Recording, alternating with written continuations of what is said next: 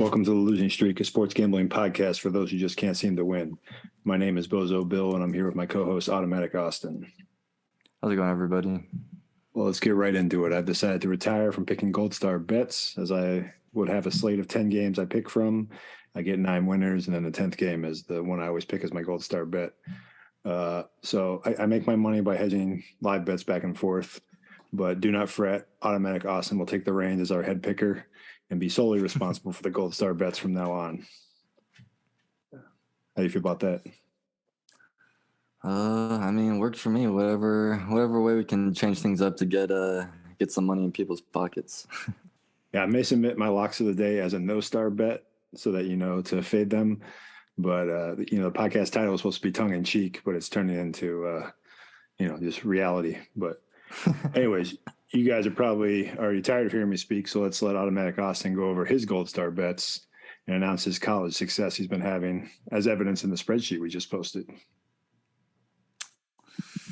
Yeah, so, Iowa State failed us the last time we had a Gold Star bet. I chose them today. They were up 17, but now they're in overtime. Hopefully they pull it out, but, not looking good. We'll see. But, yeah, we can go over the NFL slate if you would like to, just to get our reactions. Yeah, I was going to say we nailed the NFC game. We called it with the Eagles -2.5, the under 46. I know we didn't expect an injured Brock Purdy to come back to replace an injured Josh Johnson, but clearly the 49ers need to get some. Can teams just take someone, sign someone off the street when it's in the postseason? Could they have just signed somebody that was an ex-quarterback? Well, see, that was the big talk, was that the NFL should introduce some sort of, dress a quarterback that isn't officially on the roster but is there for emergency purposes, just in case what happened to the 49ers this weekend. Yeah, are they allowed to sign people after the they can sign. I'm pretty sure they can sign whoever they want, but yeah, it's kind of unfortunate what happened to the 49ers. Yeah, we got it, but it killed our teasers because 49ers didn't.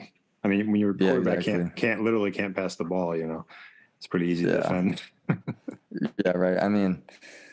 We called the Eagles 2.5. We called the under, but yeah, our teasers didn't hit because we were expecting a close game and it was not. But that's all right. We got the straights. Yep, and then the AFC game was obviously devastating. I still think the Bengals would win 2 out of 3 against this Chiefs team, but only the final score in this game matters. But the pace in the beginning was super slow for both offenses, so I feel like the over never really had a chance to, from the beginning. Yeah, that's true, and oh my God, I don't even know how. I'm so glad I'm not a Bengals fan. If I'm a Bengals fan, I just feel so cheated and hurt right now because that game just did not feel fair at all. It felt like the refs were definitely on the Chiefs' side. It felt like the Bengals weren't getting any calls. And this is coming from somebody who's, obviously I had money on the Bengals, but this is coming from somebody who doesn't really like the Bengals and is, trying to keep it as fair as possible. It's just, it definitely seemed like some of the calls weren't going the Bengals' way and were getting called for the Chiefs. Honestly, I think the refs are just bad. In both games, they were just bad refs. They were missing calls. They were saying weird justification for things that didn't make any sense. It was... Yeah, I've never seen the mulligan play before. That was the first. Yeah, and it's just honestly ridiculous. Yeah, for an entertainment company like this, the NFL that generates billions and billions of dollars, they need to do better with their product. They can't have these refs determining games like this, and it's they need to invest some money in a new generation of refs or new technology or something, because this is honestly getting out of hand. The end of that game was not fun. Watching the Chiefs Bengals game, it was just not fun for me. I was bummed out. It wasn't fun. And honestly, no matter what team you support, that guy, he hit a little bit late on that late hit, but dude, the guy was trying to get Mahomes was trying to get the first down. He was trying to stretch as far as he could. Yeah, he's just making a play for it. It's the last play of the game. Let him play. Let him go to overtime. It's just ridiculous that they definitely shouldn't Yeah, they definitely should have called that. And especially earlier, I remember just like me just watching it, I saw, people complain on Twitter later when one of the Chiefs defenders, just knocked over the other quarterback when it was like Joe Burrow. Yeah, way after he passed the ball. Like it was. Yeah, and then he Joe was just Burrow like looked at the ref and was like, "What the heck?" And then the ref's like, "No, no call." And it's like call it both ways. And even the same thing on the drive before that, Burrow ran like a 2-yard scramble and he went down to the ground and somebody jumped right on top of him. And it's like that. Oh yeah, that slide, that little slide. Yeah, that's a penalty, and the league rules that's a penalty. So it's like. It's just call it both ways, not just because Patrick Mahomes is hurt and he's a step out of bounds and, he's Patrick Mahomes. Like, call it both ways. Yeah. Yeah, it was just there's words that can't describe how frustrating that game was to watch as a Bengals bettor and just as a fan in general. It was just so frustrating to watch. And all you people that think the game is fixed, you're dumb because the sports books would have made a ton of money if the Bengals had won. No, it's definitely not fixed, but the referee situation is definitely a problem that the NFL needs to fix. Yes, I agree. And looking ahead to the Super Bowl, the line opened at a pick'em, but now it's at Eagles -2, and the total stayed flat at 49.5. And then the money line just went a little bit from Eagles -110 to -130. Mm-hmm. Do you think this line will move anymore in the 2 weeks before the game? I think we'll see some buyback towards the Chiefs, definitely towards probably like a +1, -1. Early calls, I'm not really sure what side I like. I do kind of like the under in this spot, but just because it's a big game, I don't really see a lot of points being scored. But, I mean, it's still early. We still have a couple of weeks. But, I mean, early looks, the better quarterback is obviously with the Chiefs. The better coach is with the Chiefs. They have the veteran coaching staff. The team that's obviously the players that have been there before. I mean, they've made, 3 AFC championships in the last 5 years. So, I mean, if you're looking to write the number right now and you're looking at taking a team, you're looking at taking the Chiefs because you figure Mahomes' injury will be healed a little bit better by then. So, yeah, I don't know because obviously the Eagles they looked great, but it was because the team they were playing, didn't have a quarterback. Yeah. So we may have to jump off the Eagles train, but I'll think about it some more. But so I'm thinking we have a contest where me and you, we each pick 5 props each. We think that'll win during the Super Bowl. They have to be like weird props, like the coin flip or stuff like that. And then we can have fans vote on Twitter on each. Whoever loses the contest has to do something embarrassing. Maybe like record a stupid sound clip that the other co-host has to like read. Are you down for that? Yeah. We'll figure something out. Yeah, we can do something like that. I'm down for something like that. All right, so now let's go to college ball. Your favorite and most profitable sport. Oh yeah. So I'm trying to make a conceited effort to sort of like be more organized with my plays and just lower them because I've been noticing I've been giving out like 5-6 plays. I need to lower that to like 3 or 4. So I've got about 3 straights and maybe 4 total plays I got for you guys. So I'll get started right off the bat. Kansas State. It opened at +6.5. I think it's already been bet up to +7, but I really think this is too many points. Kansas State already beat Kansas this year. Obviously, Kansas State was at home, but it's just too many points for me. They're rivals. It's still a big game. Kansas State still has something to prove. They're not really a big basketball program. They want to get that high rank in the tourney. So Kansas could very well win this game, and they probably will. But 7 points is still way too much for me in a conference battle of 2 teams that are this good. So right off the bat, just give me Kansas State +7. Yeah, I'm looking like the records against the spread. Kansas is really bad. They're 8-13 overall. Kansas State's 15-6 against the spread. They're 8-2 in their last 10 against the spread, and Kansas is only 3-7 in their last 10. So definitely the trending is definitely towards Kansas State. And Kansas has that name.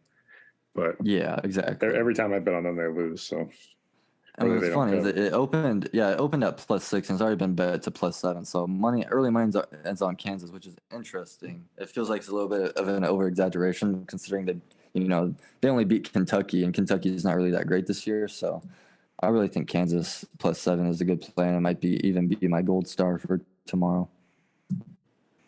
Yeah, that's what we like to hear. Confidence. All right. All What do we right, got yes, next? sir.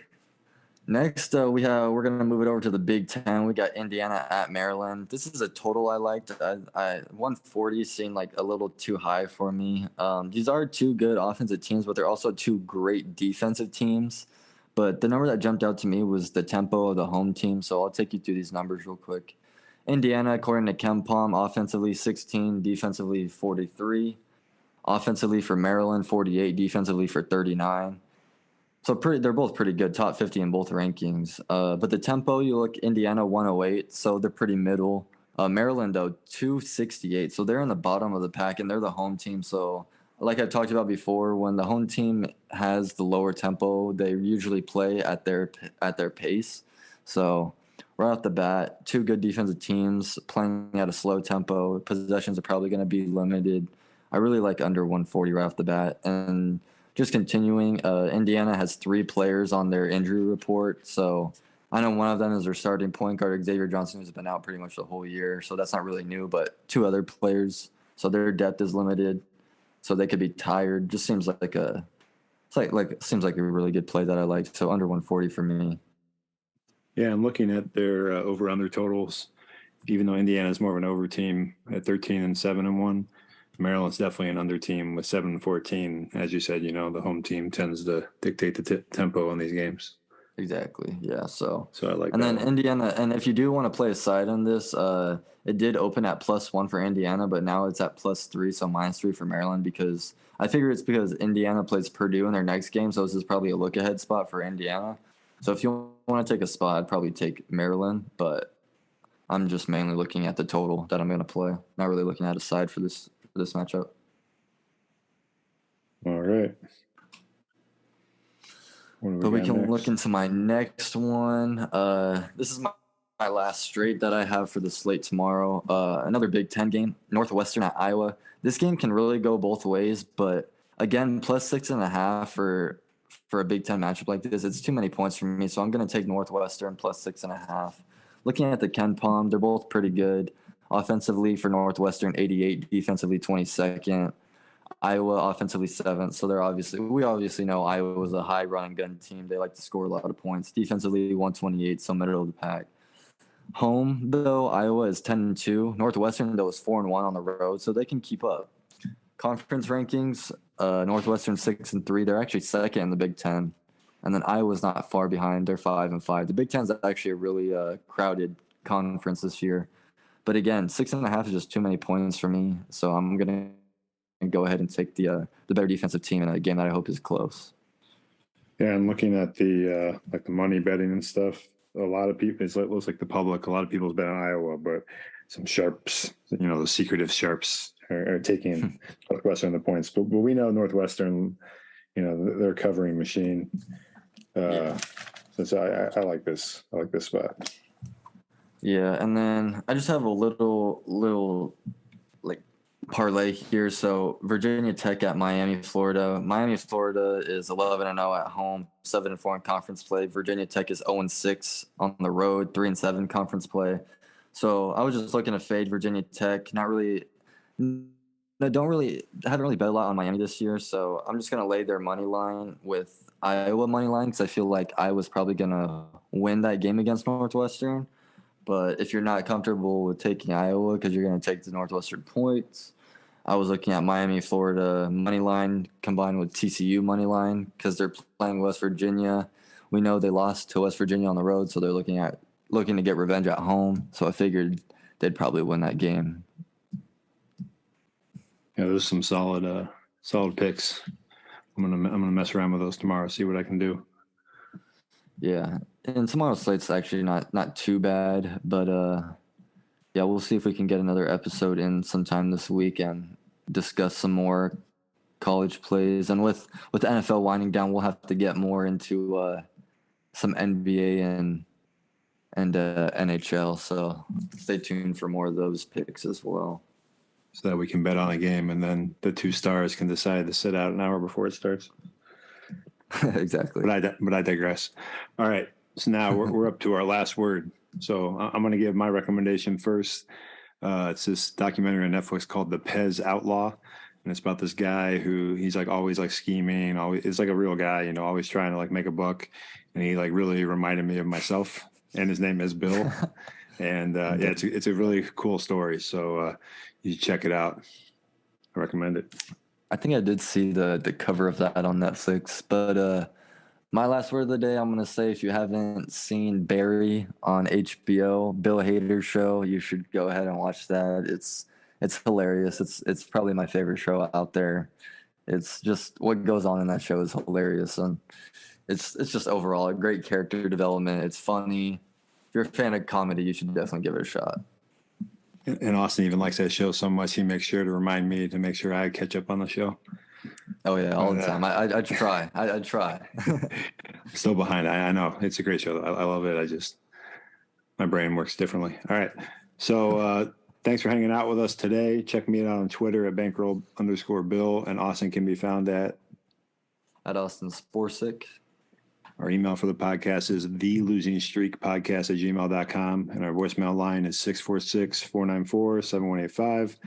I also posted the last episode on the new YouTube page, but I mean, it was a little days behind at launch, so no one probably watched it yet, but this will be posted there as well. We don't have video yet, but you can listen to the show, by looking at our cool art piece we have. Our AI-generated art piece. Yes, our totally non-union art piece. All right, so we'll listen to calls live on the air. If you call, we'll give you our responses. If you think we deserve some love, please leave a 5-star review.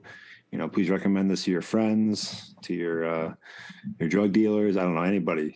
Whoever just recommend. If you think someone likes to gamble, tell them to give us a listen. Yeah. All right. Anything you'd like to add, Austin? No, just keep giving us listens, recommend us. I mean, we're trying to make money with you guys. We're doing pretty good with the college ball, but we're gonna keep digging in and finding value for you guys. So stay tuned. Yes, I'm thinking it'll be later this week, but at the latest, we'll be recording if it's like a Friday night thing. Oh my God, Iowa State lost. By how many though? By 3. Oof.